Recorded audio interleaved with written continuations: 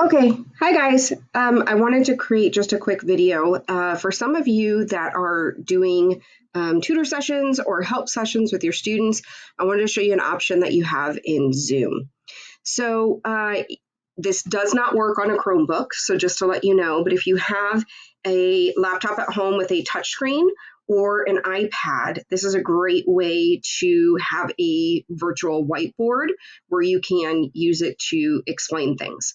So if you go down here, if you start your meeting and you go down to share screen, you have the option here of whiteboard.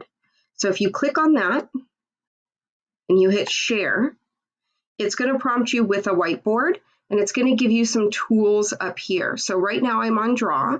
Okay, this is going to be highlighter. This is going to be your pen. You also have some other options of shapes. Okay, you have stamps that you can stamp in, an eraser. Okay, you can spotlight certain things, that's fine.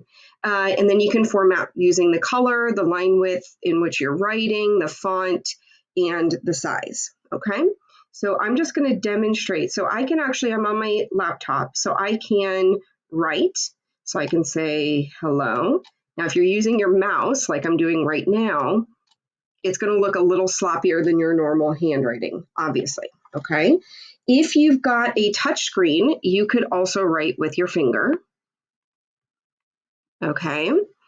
And if you have a writing utensil, like a stylus that you can use on this, then you can also use that to write on the screen.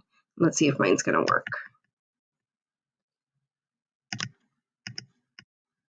There we go. Okay. So those are just some options for you, but it's great if you are in the moment and wanting to actually address questions that your students have and you need a whiteboard to do that.